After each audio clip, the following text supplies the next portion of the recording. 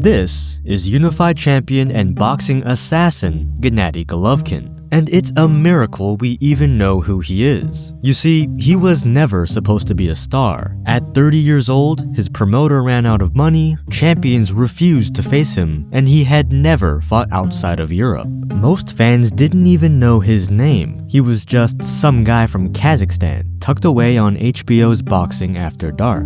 But in his US debut, Triple G made a statement no one could ignore. It is rare you see a guy combine the natural heavy hand. Good left hand to the body and left to the head. Down goes Proxa. And he's still giving us all he has. Right hand hurt Proxa. Golovkin steps in and down he goes again.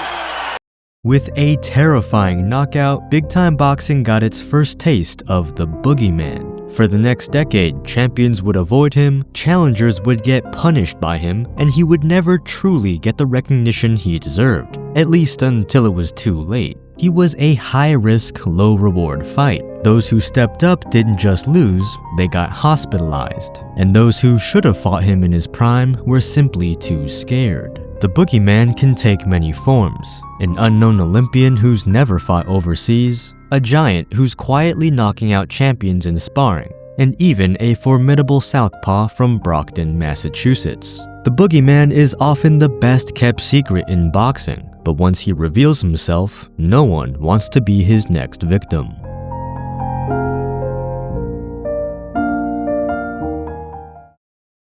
Today's video is sponsored by LabCorp On Demand. Gentlemen, if we've learned anything from boxing, it's that the smallest edge can make the biggest difference, especially when it comes to physical health. The champions know exactly what's going on inside their bodies, from hormone levels to recovery markers. One of the most critical pieces? Testosterone. Test plays a massive role in muscle growth, recovery, energy levels, and even sex drive. But here's the reality. It naturally declines as you age. By your 30s or 40s, levels can start dropping by about 1% per year, leading to a harder time building muscle, longer recovery periods, lower energy, and even decreased focus. If you care about your performance and health like boxing's best athletes, it's worth finding out how your body's doing. I wanted to get a baseline of my overall health so I could build a diet and training plan to suit my needs. My sponsor, LabCorp On Demand, offers over 80 different lab tests that you can purchase directly on your own without a doctor's appointment. Head on over to trylco.com/Murdoch to purchase a test, then make an appointment or simply walk into one of LabCorp's 2,000 patient service centers for sample collection. I decided to go with the men's health test. This measures testosterone, cholesterol, a comprehensive metabolic panel, and more. With a picture of my overall health in mind, I wouldn't have to wonder about my heart health or testosterone levels. It's super simple and there's no need to prick your own finger. Your sample will be taken using the same exact methods as your doctor's office. All testing is performed at LabCorp's CAP-accredited, CLIA-certified clinical labs that regularly process 3 million samples every week. And you can even skip the waiting room like I did and wait in your car or outside until the lab tech is ready to see you. My results were ready in less than 24 hours. I was notified by email and all my numbers were in my LabCorp patient account. If any results require prompt attention, you'll be contacted by phone or mail. Take out the guesswork and get the health insights you need to live like a champion. Go to trylco.com and use my code Murdoch to get 20% off your lab test.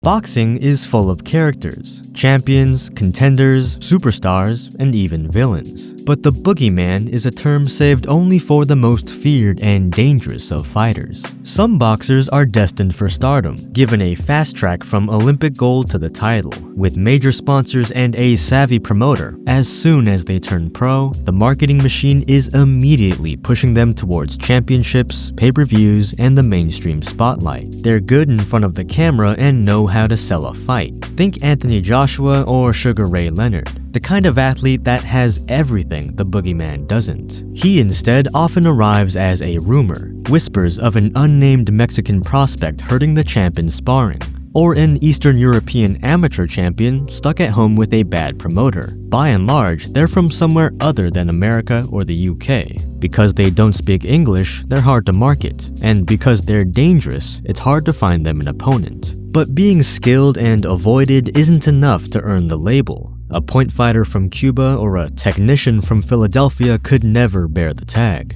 Above all else, the boogeyman hurts people. He inflicts excessive pain, even by boxing standards. It's not just a fight, it's aggravated assault in the ring. And it's not just a stoppage or a technical knockout, it's battering the liver, blackening the eyes, and leaving you within inches of your life. This is a man to be afraid of. Contenders and champions avoid the boogeyman like the plague. He isn't media trained, he probably has broken English, and doesn't help sell any tickets. It's a high-risk, low-reward endeavor. Usually, it's a lot of unfounded hype, based on exaggerated tales from sparring. But every so often, a true boogeyman breaks through to the mainstream. And as much as the champions might want to ignore him, he's just too good to be denied. After exploding onto the American scene, Golovkin would score 12 consecutive knockouts, each more destructive than the last. As the champion, his talents were finally being recognized. But as many detractors will rightfully point out, his resume doesn't exactly have the best names. What this fails to acknowledge, however, is that during his reign, he was the #1 most ducked fighter, arguably in boxing history. Now, most details and negotiations are lost to time, but the list of champions that blatantly avoided prime Triple G includes Miguel Cotto, Sergio Martinez, Canelo Alvarez, Billy Joe Saunders, and many more. Of course, some of the aforementioned would eventually fight Golovkin, namely Canelo in 2017, but mind you, this was against a 35-year-old Triple G. His prime was half a decade earlier. The boogeyman may very well be the best boxer in his division, but fear from the other so-called champions means he rarely gets to prove it. Joe Frazier once told a young Marvin Hagler that he had 3 strikes against him. You're black, you're a southpaw, and you're good. Marvelous wouldn't win a title until his 50th fight, spending most of his career struggling to find quality opponents willing to face him. He was a nasty, mean, disciplined wrecking ball of a fighter who ruined careers as a contender and ended them as the champion. Against all odds, he made it to the top of the sport, fighting and knocking out the best of his generation. But like Golovkin and many other boogeymen, his biggest, high-profile fights were only made late in his career.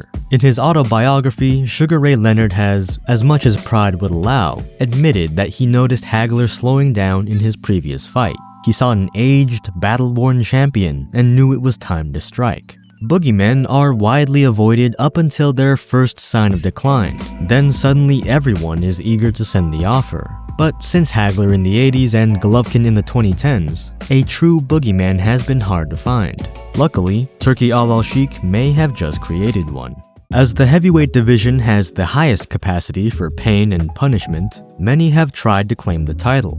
It is a bit harder to judge because everything is amplified above 200 pounds, but one man has risen to the top, clearing out all the contenders and deemed too risky for the champions. First, we thought it might be Luis Ortiz, who was slick and scary with a style all wrong for today's oversized plotters, but Wilder took care of him, twice. Then there was Filip Ergovic, who, on appearance alone, could qualify for boogeyman status. But a leaky gas tank and a hungrier Daniel Dubois quickly exposed his flaws. Then we have Martin Bakole. This is a man who's claimed to have knocked out Usyk, Fury, Dubois, and Joshua in sparring. He never provides any evidence, but does plenty of talking to keep himself relevant. Apparently, he goes for stoppages during sparring sessions and then brags about it online. He can definitely punch, evidenced by derailing the careers of a few prospects, but his only claim to fame is being an undisputed sparring champion. When he finally got in the ring with a real world champion, he got blasted out in 2 rounds. The status of boogeyman is just as easy to lose as it is to claim, and now more than ever, it's almost like a sort of lineal title. Now that we have Turki Al-Sheikh playing sponsor and matchmaker, any heavyweight calling themselves the boogeyman actually has to prove it. Joe Joyce was the textbook definition. With his concrete chin and incessant work rate, he was a hard night for anyone. But Zhilei Zhang stole the show when he delivered Chinese power to the juggernaut's chin, once with the left hand and once with the right. And especially after knocking out Deontay Wilder, he was the scariest man in the division. But there's always a bigger fish, or in this case, a smaller fish. Ajit Kabayel is short, unassuming, and had never fought outside of Europe. So far, he checks all the boxes. Holding the European title should have clued fans to his skill, but his first real test on the world stage was against this guy. Arslanbek Makhmudov is 6'5", 260 pounds, undefeated, and if ever there was a boogeyman look, he certainly has it. You could sort of tell that Kabayel was brought in to make Makhmudov look good, but the bigger they are, the harder they fall. A great jab, zero fear fighting on the inside, and torturing the body brought the giant to his knees. Next was undefeated Frank Sanchez. Let's see, doesn't speak English, Cuban school of boxing, and a history of hurting his opponents. Down it goes! Cabell really on top.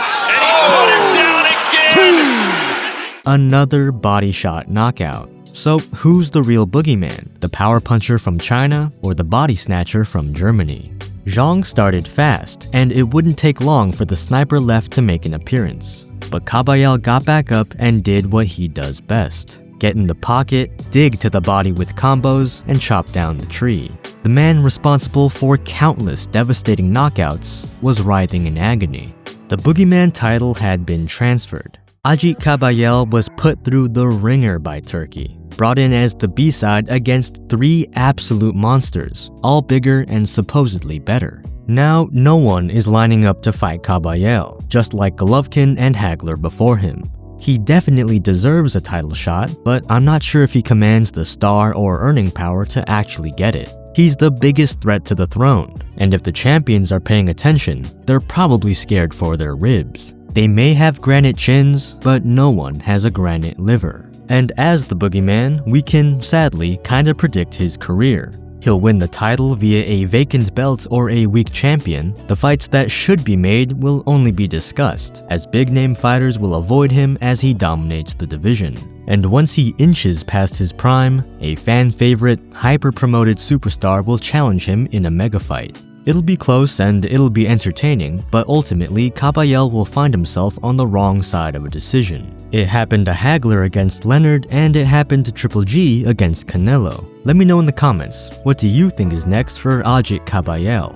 All the boogeyman wants is a chance to prove he's the best during his prime. But because of money, boxing politics, and being too dangerous for his own good, he gets frozen out, his legacy contended and ending with a question mark. It's the classic cautionary tale of the boxing boogeyman, and for the sake of the sport, I hope I'm wrong.